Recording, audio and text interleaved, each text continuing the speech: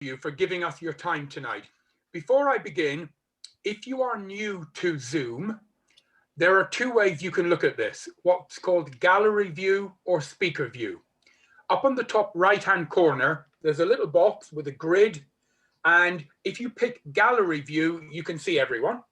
If you pick speaker view, then whoever is talking, you see more of them. So it's completely up to you which one you would like.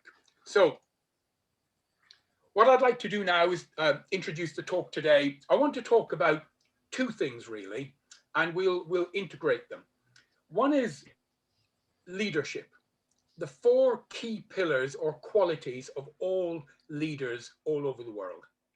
And the other topic I want to talk about is you achieving your goals, what it is that you want to get out of life to realize your desires. So we'll talk about those, we'll integrate them both together. Please feel free to, put your hands up and talk to me either during or after. But I'm sure you will all have noticed that right now, the world is in a very strange place. Very strange indeed, compared to 12 months ago. There are countries in trouble. There are so many individuals, families having a terrible time. I'm guessing you've all noticed that. Yeah, you can nod or you can put your hand up if you've noticed that. So the world is going through a turbulent time. And there's also a divide. There are people who look at what's happening in different ways. Some believe it, some don't believe it, some are for it, some are against it. So there's also a great divide out there. The reason I'm saying that is that we're going through a period of chaos. And every time the world goes through a period of chaos, then leaders emerge. You, ladies and gentlemen, are coaches, or aspiring to be coaches, or connected with a coach training organization. As coaches, you and I have a duty in times like this to be a beacon of light, to be a fire of enthusiasm that people can tap into. You and I have a duty as human beings and coaches to be leaders of our family, of our community, of our groups, and the people that are around us. And more than ever, the world is giving you and I an opportunity to shine as a leader right now. So there has never been a period like this in the world for the last 40 to 50 years. And you and I are living through it now. And this is your turn, your opportunity. This is your time to shine, to really shine. So let me ask you all a question. And if the answer is yes, just put your hand up. If you have your camera on, I can see it. But can I ask, do you all have goals? Yeah, a lot of hands going up. Do you all have goals? And I'm sure that you do. And what is a goal? A goal is something that you want to achieve. A goal is a desire. A goal is something that you are either pulling towards or it is pulling towards you. But here's an interesting question. Do you actually know what you want? You say you have a goal, but do you really, really know what you want? Because in many studies done with populations all over the world, it has been found that actually the majority of people don't know what they truly, truly want. And here's a more interesting question, and I'm going to use language, and I hope that you understand what I mean by this, but are you in vibrational balance with your desires? Now, maybe some of you know what that means, maybe some of you don't. I'm hoping that as coaches, you will recognize that language and feel comfortable with that sort of language. But I'll ask it again. Are you in vibrational balance? Are you a vibrational match to your desires or your goals? And here's the truth, the very sad truth, the terrible truth, is that most people are not. You see, most people are a vibrational match to what they don't want. They talk about what they don't want.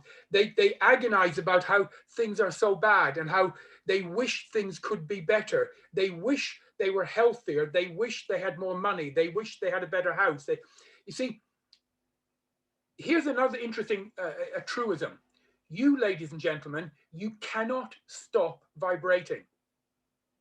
You cannot stop being in a vibrational pattern. So the only question is, are you a vibrational match to what you want or what you don't want? And the truth in life is that you will always get what you believe. Now, again, let's talk about beliefs. What is a belief? Now, there are books written on this, but I'm going to give you the short version. And if you think about it, you'll find it's true. By the way, I'm deliberately not showing any slides because I want you to do what we used to do in the old days when we went to school. I want you to write. And that's a way of learning. So well done, Sarah. Well done. So what is a belief? Listen to this. A belief is only a thought you continue to think. Let me say that again. A belief is only a thought you continue to think. Now, I love that because it means you can change your beliefs by just directing your thoughts in another direction. And the more you do it, the more you do it, the more you do it, it becomes a belief. It becomes a habitual way of thinking. And when your beliefs match your desires, the universe has to make your desire come into reality. So again, a couple of quick questions. Do you have goals? Do you really know what you desire? And are you in vibrational balance to what you desire? And what are your true core beliefs? So now let's move on to leadership. What is a leader? Before I did this talk, 2 days ago, I just did a little bit of research to make sure my figures were up to date. And on Amazon, there are over 1,000 books on leadership right now. And many of them contradict each other. There are over 300 definitions of leadership. Then some companies talk about strategic leaders. Some companies talk about thought leaders. Some companies talk about tactical leaders. And because there are so many definitions, the truth is most people don't really know what a leader is. So let me give you today 4 qualities that all great leaders have. But before I do that, let me just give you a couple of pointers. Do any of you ever look at people's LinkedIn profiles? Come on, be honest. Do you see what people write about themselves on LinkedIn? Yeah. It confuses me and it amuses me sometimes because here's something important. Leadership is not a title. It's a role. Now, a role, so a title is something like Chief Financial Officer, CEO, Managing Director, Head of IT, or that's a title. You apply for a job, you get a job, it comes with a title. Leadership is not a title, it's a role. It's something you do, it's who you are. Therefore, it always amuses me when people call themselves a leader. You see, true leaders never ever call themselves a leader.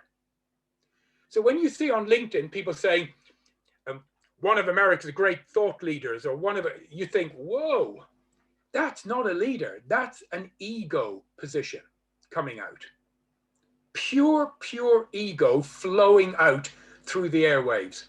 So I just share that with you. Leadership is a role. It's who you are. It's what you do. It oozes out of you. Never call yourself a leader. That is something that other people should hopefully call you, but don't ever call yourself. So let's talk now about the 4 qualities that all great leaders have. And when I talk about leaders, I'm talking about every part of life, now and in the past. We'll talk about some in a minute. Military, political leaders, religious leaders, commercial leaders, all of these areas of our life. So what do they all have? Well, they have four things. Number one, vision. Number two, communication. Now, I will go into these in more detail. Number three, trust. Number four, willingness to learn. So vision, communication, trust, willingness to learn. Now let's go back and go through these in more detail. Great leaders, and I'm going to talk now about great leaders, have a believable and an attractive vision. So they have a believable and attractive. That's why people follow them. Next, they are able to communicate the vision and make progress towards achieving it. So I'm repeating this deliberately to give you time to write things down. They are able to communicate the vision and make progress towards achieving it. Next, they are worthy of others' trust. They are worthy of others' trust. And finally, they are willing to renew, to learn, and to improve.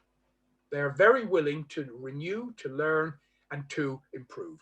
So let's now go into those four again and see if we can pick up some real people in life. And please, I'm happy for you to shout out, unmute yourself, shout out names if you can.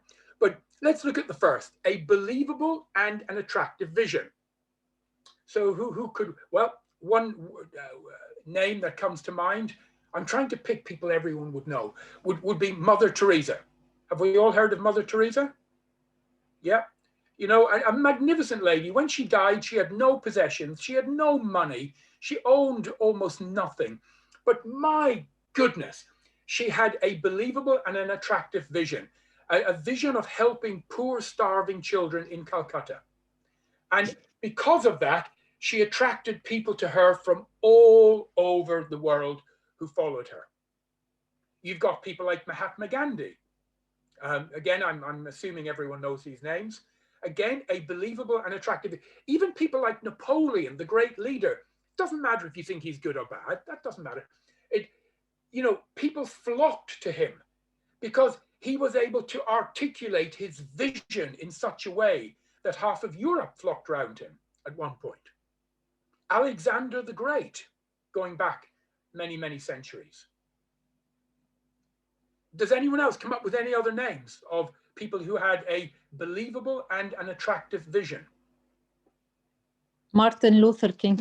Oh my God, yes, of course, Martin Luther King. And no matter, even young children today learn about him in school. And he has these famous phrases. You know the phrase, I had a dream. Yes. I have a dream. He made that phrase, I have a dream. Those 4 words, he made them famous. They rocketed all around the world, and we didn't have social media then. Number 2, the ability to communicate the vision and make progress towards achieving it. So great leaders have the ability to communicate. Even if you look at, some people who are on the dark side, and I'm deliberately mentioning, these are people that we don't look up to, but the Hitlers and all of these bad people, if you heard those speak, they were able to communicate in almost a hypnotic way. So I'll give you 2 great examples. In ancient Rome and in ancient Greece, there were 2 great men. In Rome, there was a great man called Cicero. In Greece, there was a man called Demosthenes. And these were the great speakers of their time.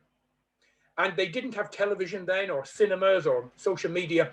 So when these men would speak at the Forum or in the Parthenon, word would go out a week before to all the villages within about 30 miles, 40 kilometers. And they would nail notices on the trees and say, this man is speaking in the Parthenon, or he's speaking in the Forum.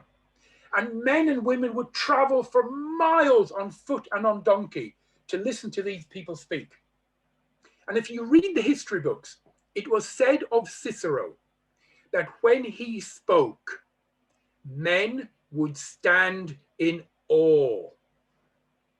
So when he spoke, people were in awe. They couldn't believe it. It was just incredible. So men would stand in awe.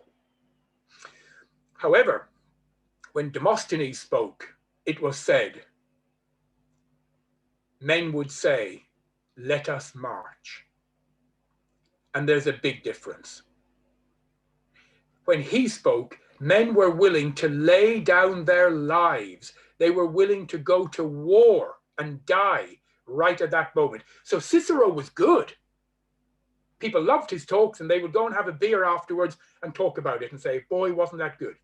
When Demosthenes spoke, men would say, let us march. It takes it to a level even higher. The great communicators of old, who have a vision and can share it in order to inspire their people. And we'll come back to that word, inspire.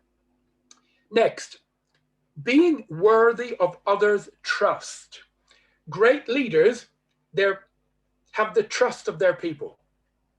And whenever you talk to people who met some of these great leaders and you read their diaries from old, they all say the same thing. They all say, when I was with that woman, when I was with that man, when I was in their company, they made me feel special. And they also say, when I was with that person, you know, they listened to me. So leaders build trust by listening to their people, not constantly dictating, but listening. And one of the greatest gifts you can give another human being, ladies and gentlemen, one of the greatest things you can do to another man or woman is to sit quietly with them and listen. And in coaching, we have a concept, the concept of presence, of simply being there for them. Sometimes as a coach, especially if you're new, if you're young, if you're training, you don't always know what to say. And you panic. You're saying, oh my God, I've got to say something incredibly intelligent here. I've got to ask some marvelous question. And you know, sometimes you don't. Sometimes you simply have to be there for that person and listen with your mind, but listen with your heart. This is how you build trust. And lastly, leaders have the willingness to review, to learn, and to improve. They're willing to grow. They're not stuck in their groove, not stuck in their old way of thinking, you know. I'm reminded of, I read the biography of Abraham Lincoln years ago, and I've read other books about him by other people.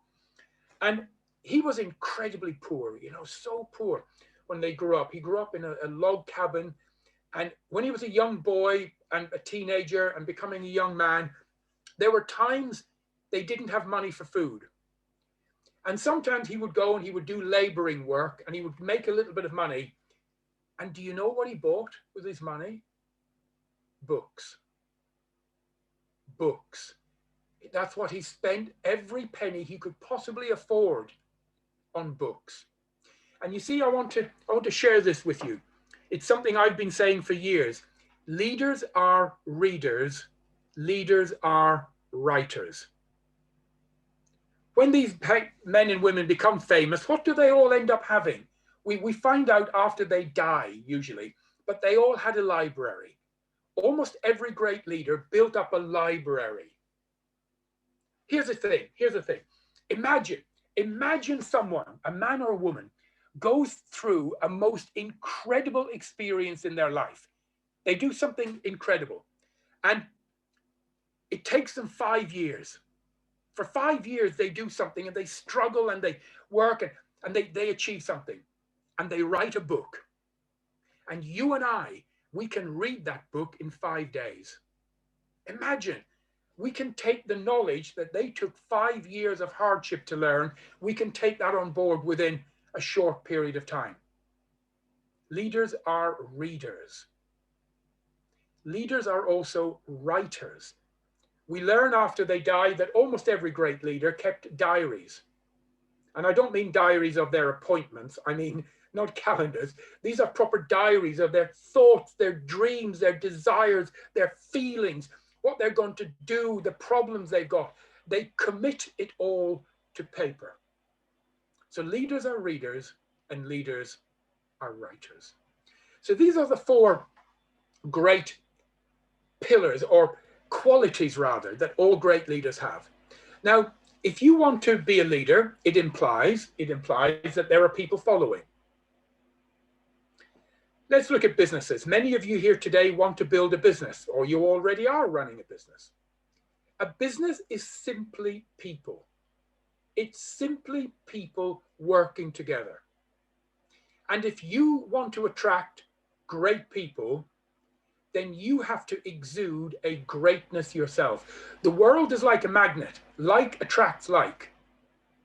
You've all heard a phrase or similar phrase, birds of a feather flock together. Have you all heard that type of phrase? People of like mind flock together.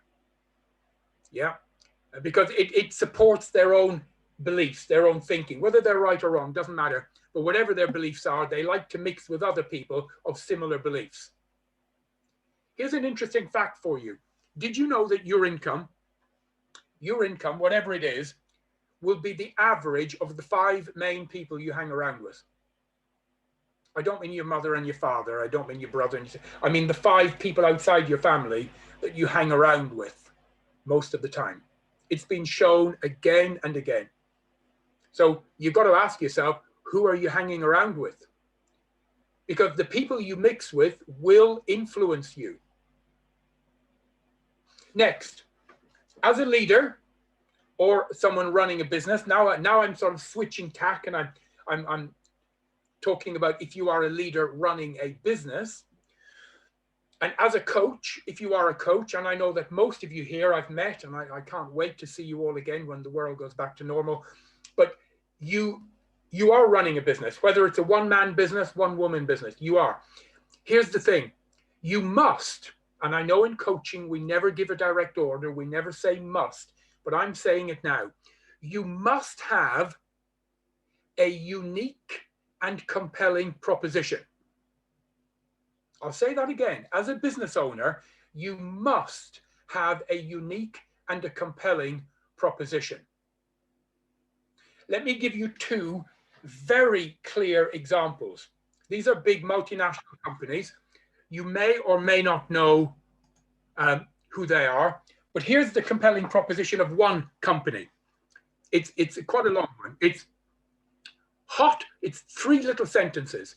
Hot, fresh pizza delivered to your door in 30 minutes, or your money back. I'll say that again. Hot, fresh pizza delivered to your door in 30 minutes, or your money back. Does anyone know what company that is? You can shout it out if you want. If you unmute yourself and shout it out.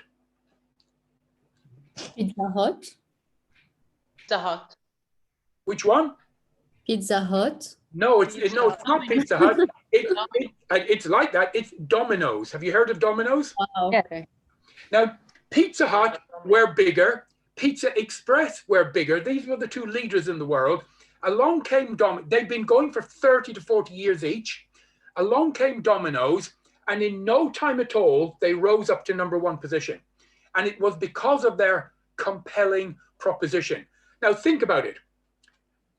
Do they mention price? No. And are Domino's the cheapest? Oh, no, absolutely not. Do they mention quality? No. No.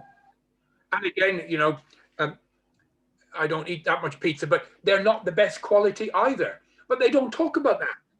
They say hot, fresh pizza. Now that conjures up in your mind an instant picture. Delivered to your door in 30 minutes. It's so clear. Or your money back. I mean, that is a very clear, powerful message. That is their compelling proposition. And it took them from nothing to #1. Multi-billion-dollar company in a short time. Here's another one. When it absolutely, positively has to be there overnight. When it absolutely, positively has to be there overnight. Anyone know what company that is? DHL. No, it's like DHL. Another. UPS. No, not UPS. Begins with F. FedEx. FedEx. FedEx. Now, so here's the thing. Are FedEx the cheapest courier company? Oh my goodness, no. No, Not at all. Not at all, not at all. But here's the thing. Look at the compelling proposition when it absolutely, positively has to be there overnight. So if you run a company in Beirut and you have an office in San Francisco and they need desperately an engineering part for a machine, who do you know will absolutely get it there by the morning? FedEx. Suddenly the price isn't always an issue. And if you go to them and you say, but hold on, I have a parcel that's this size, it's huge, it's 20 meters by 20 meters. Will you take that? The answer is yes. Oh, but what if it weighs 1,000 pounds in weight? The answer is yes. But what if you have to get it to Alaska or you have to get it to Beijing by the morning? The answer is yes. It doesn't matter what it is, how big it is, how heavy it is. They will absolutely guarantee to get it there overnight. Ladies and gentlemen, that is a compelling proposition. When I talk to coaches or business owners, and I always say, so tell me, what's your proposition to your customers? They tell me what they do. They say, oh, I'm a web designer. Oh, I'm a carpenter. I'm a life coach. I'm an executive coach. Oh, I'm a management consultant. That's what they do. There is nothing compelling about that. Leaders have compelling propositions. So I'll put that down and we'll move on. In life, you and I, with email and the digital world we live in and social media, I'm guessing many of you are like me and you get bombarded every day by social media message, WhatsApp messages, Telegram messages, LinkedIn, Facebook. Then you get your emails and it just becomes overwhelming. Does anyone ever feel like that? Or is it just me? No? Just me then. Okay, right. Okay, well, I learned something many, many years ago. And I learned it from one of my first mentors years ago, Jim Rohn. And then it was all repeated by another mentor I had, Brian Tracy. Great men. And they taught me to the trivial few against the vital few against the trivial many. So the vital few against the trivial many. Most of the stuff that will come at you is trivial and really doesn't need to be dealt with at all. And a true leader understands what are the vital few things to focus on instead of the trivial many. And it's a skill that successful people have. So next, lead by example. And we're coming to the end now. I'll finish off in the next 5 minutes. Lead by example. I want you to be a true, living, breathing example of the person you would like to be, the person you would like to follow. And if you fall in love with yourself, and I mean that in a proper way, I don't mean standing in the mirror and looking at your hair, and that's narcissism, that's different to self-love. Self-love, the better word, and you've all heard it, people say you should love yourself. The better word for people to understand is acceptance and compassion. You show huge acceptance for who you are, and you have compassion for who you are. All of your faults, all of your weird things, you know, that's what makes you wonderful and unique. So love yourself, have acceptance and compassion. And finally, you should be on receive more often than you are on transmit. You know, 2 ears, 1 mouth. You've heard this 100 times. Spend your time listening to others, not trying to tell them what you think. It's much more powerful. And I'd like to finish with something that I wrote a few years ago. And if you'll allow me, It's called The 4 Ifs That Make Life Worthwhile. The 4 ifs that make life worthwhile. And this is, by the way, is my thinking. I'm not saying it's right. I'm not saying it's wrong. It's how I view the world. So just take what you feel is appropriate from it. Number 1, life is worthwhile if you learn. You've got to learn. You've got to, you see, in life, what you don't know will hurt you. You have to learn constantly, learn new methods, learn techniques, learn new skills, learn new ways of communicating and being and doing. Life is worthwhile if you learn. And remember I said about the great leaders being readers. Yeah. Join a library. Books are free. You don't have to pay. So life is worthwhile if you learn. Next, life is worthwhile if you try. You've got to try. You know, how will you ever know if you're going to succeed at anything?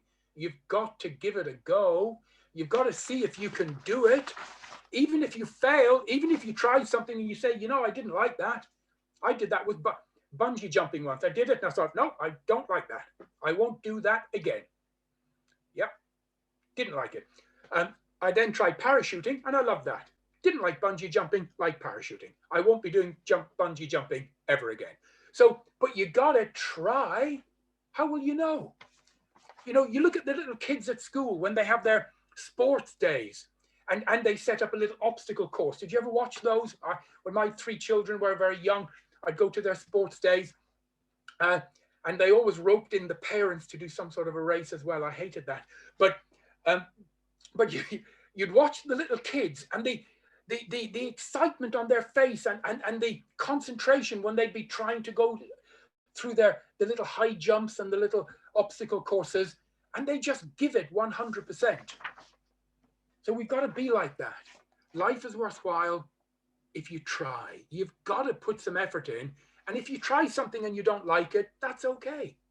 You don't have to do it again, but you've tried. Next, life is worthwhile if you stay. You see, life is like a year, the seasons, spring, summer, autumn, winter. Farmers know this. You plant in the spring.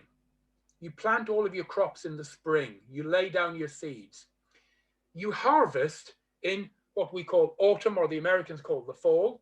But in between, you get the boiling hot days of summer, the drought, the time. And life is like that. You plant seeds and the universe will always test you by putting you through the hot days of summer, the long days, before you get to the time when you can harvest. But many people in life are constantly planting seeds and then moving on. They never get to the time of harvest. I'll give you a good example of this. A lady, you may have heard of her, called Margaret Thatcher. She was the Prime Minister of the United Kingdom. Now, I don't want to talk about her politics, whether you like them or not, but there's something that has always impressed me about her. She was the first woman Prime Minister ever in the United Kingdom, ever. When she became a minister of the Parliament, there weren't even toilets for women in the House of Commons. No toilets for women. It was such a male-dominated place. And she achieved magnificence in being a prime minister. The fact that she got there. I'm not talking about her politics. But something drove her. When she was 14 years of age, her father said something to her. He was a grocer shop owner. He owned a grocer shop. And he was a very lovely man. And he sat her down one day and he said, Margaret, I don't know what you want to do in life. And you can, I believe in you, I'll support you in anything. But he said, here's the thing. In life, everyone starts things. They start going to the gym. They start a course at college. They start some learning project. They start a little business. He said, and most people never finish. He said, it's easy to be a starter in life. And then he said, Margaret, my advice to you is don't be a starter, be a finisher. And that stuck with her all of her life, to be a finisher. So my point, life is worthwhile if you stay. You've got to start a project and then see it through to the end, no matter what it takes. And finally, life is worthwhile if you care. You've got to care. You've got to care for what you do. You know, if you care enough, if you care some, you'll get some results. If you care enough, you will get incredible results. Care to make a difference. Care enough to turn somebody around. Care enough to help someone else on the road to success. Care enough to start a new enterprise. Care enough to change it all. Care enough to be the highest producer. Care enough to set some records. Care enough to win. Care enough to make a positive change in the world. So life is worthwhile if you care. So there's my 4 ifs that make life worthwhile. Life is worthwhile if you learn, if you try, if you stay, and if you care. 4 powerful little words that can change your life immensely. I think I've run over time. I'm sorry. No, you still have time. You can continue. So I'll stop now and see if there's any questions or anyone would like me to expand on anything. Any questions? Yes, actually. Hello, everyone. Okay, Gerard, I wanted to ask you, you said something before leading by example. You said the vital few against, I couldn't get, it was cutting off. No, good. The trivial many, the vital few against the trivial many. And what do you mean by that? Well, most of the things that take our attention, email, social media, Facebook, WhatsApp, whatever, they might be interesting, but in the great scheme of things, they are trivial. They are not going to get you or your family where you want them to go. But they will eat into your time, they will eat into your mind, they will eat into your emotions. And they have the ability to emotionally throw you off track. So it's important to learn what is important to focus on and what is just interesting, but really of no great importance. Thank you. We have a question. How can we tell when we are planting seeds in the right place? From Rabia. Oh. That's to do with your vibrational well-being and your emotions. So if you imagine that a doctor will use a thermometer to take the temperature of a patient, see how the patient is. Our emotions are our internal compass. And they tell us if we are pointing in the right direction or not. So you've got the 3, in religion, I'm not going to get into religion, but all religions talk about the 3 things, thoughts, feelings, and emotions. You have to have a thought, first of all. The thought creates the feeling, and the feeling generates an emotion. Emotion, energy in motion, energy in motion. So our emotions are like our internal compass. If you start something or you focus your intention on something and it gives you great joy, then that is an absolute tick to say you're heading in the right direction. So always be guided by your emotions. Okay. I have another. Do leaders know they are leaders? How do they feel about that? Oh God, no. No, they don't always. Leaders focus, here's the thing. Leaders focus on delivering value to others in whatever that is, whether it's a product, whether it's a service, whether it's a, but they're making a product that other people like and find useful and use, or they're offering a service that other people find useful and like and use. But the leader focuses on creating something that will give value or benefit to others. They never lie awake at night thinking, what can I do to become a better leader? Or what can I do to make people think I'm a leader? And if they do, then that's their ego getting in the way. Yeah, that's not leadership. Questions? We still have time. Okay. Any other final questions, ladies and gentlemen? Yeah, can I ask one more question? Of course, Sarah, of course. Oh, thank you. Because I joined in a little bit late, I'm really sorry for that. But when I joined, you were talking about the emotional balance. Yes. All right. And I was saying that, do we know what we really want in life? Do we have goals? And most people say yes. Then I say, do you really know what you want? And most people say yes, but the answer is not yes. Most people don't, because most people actually spend the majority of their time focusing on the things they don't like in their life. yeah, true. And true. you and I, and this is such an important lesson, we are always vibrating. You cannot stop vibrating. And are you a vibrational match to your desires? And the answer is usually no.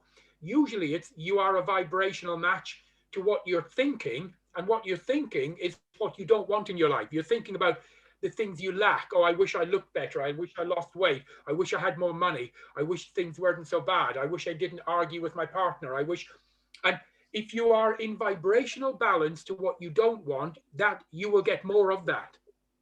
So it's understanding absolutely what you want, what you believe, and making sure you are a vibrational match for that. And your emotions will be your guide.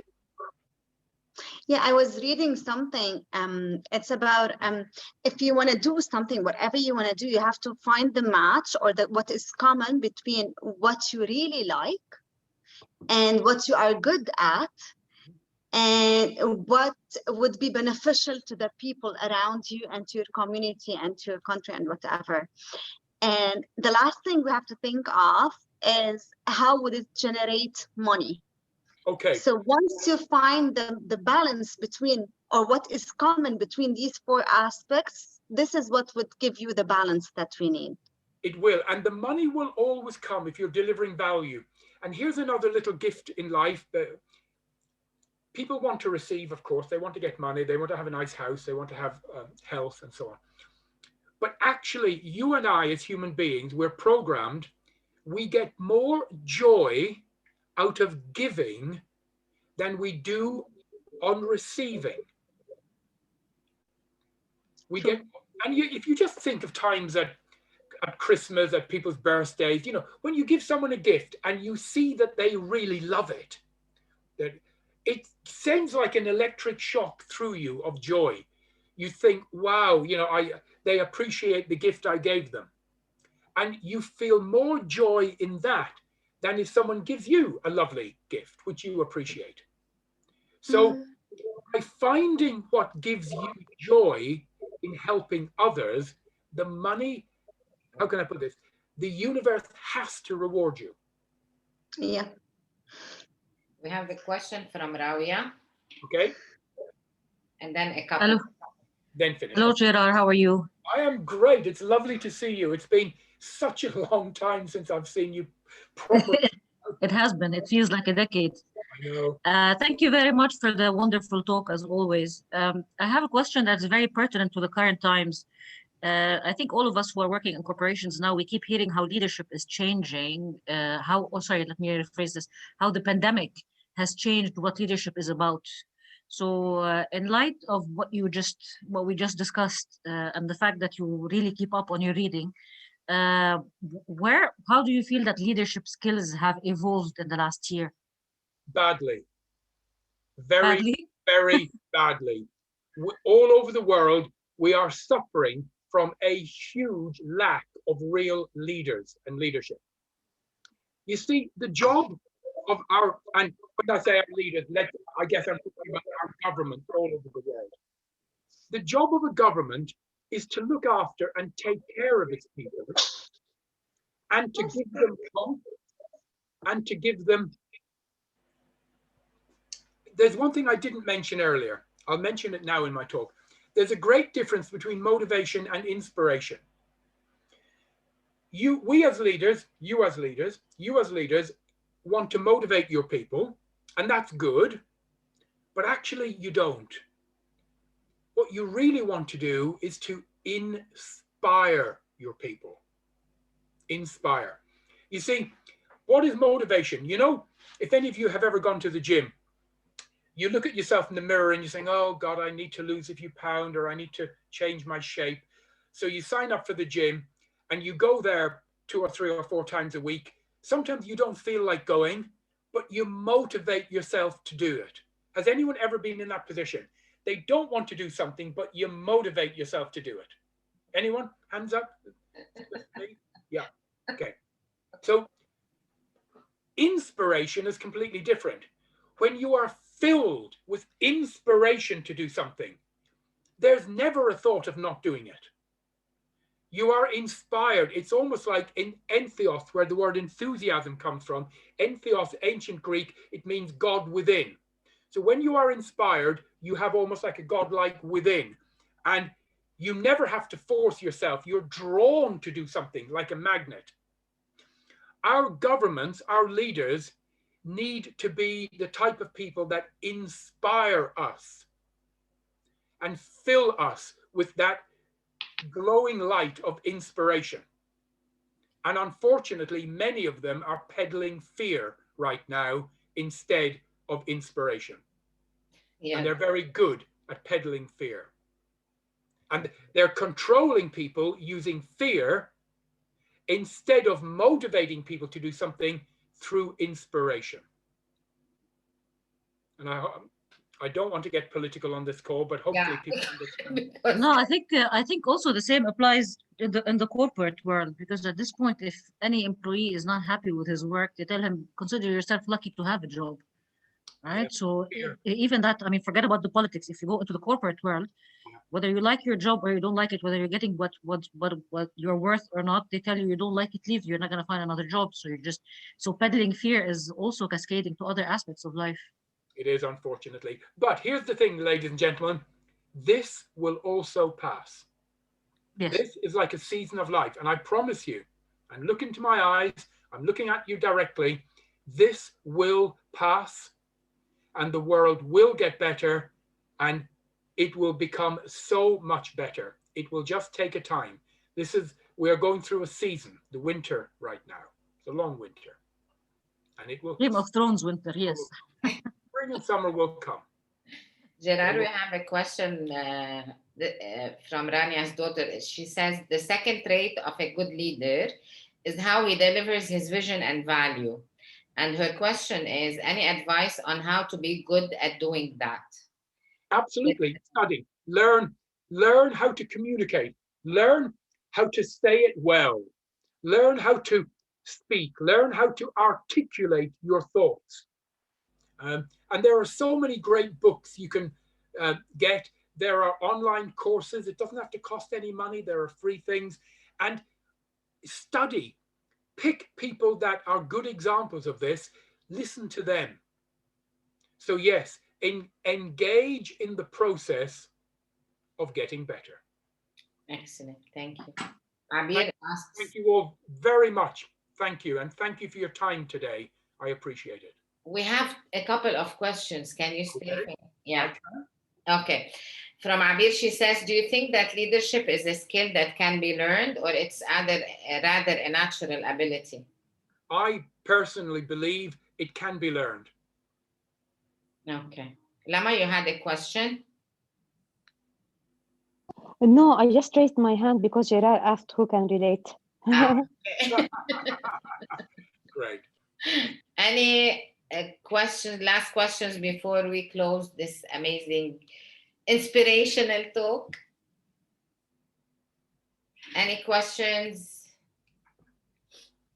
I'm going to share with you the link for tomorrow as well. So if you would like to join us. And I would like to wish you an excellent evening and thank you for your time. Thank you, Gerard, for the talk. We lost you, I think. No, I'm here. I haven't run away. I haven't run away at all. I'm here. They're all excellent feedback. Thanks a lot. Very interesting and so on. So everybody, thank you very much for giving us your precious commodity, which is time. And we'll see you next month on the first Wednesday of the month, same time. And tomorrow, if you like to join us as well in our talk, Catherine and I will be more than glad to have you. I just wrote the link. So we wish you an amazing evening and see you soon. Thank you so much. Thank you. Thank you very much. Thank you. Thank you, everybody. Thank you, Gerard. everyone. Thank you, everyone. Gerard, we can't see you. I'm here. I haven't run away. Sorry. You're running away. I'm not. I'm here. Thank you so much. Thank you, guys. Thank you. Thank you. Thank you so Bye. much, Pauline. Thank you, everyone. Thank you, everybody. Thank you.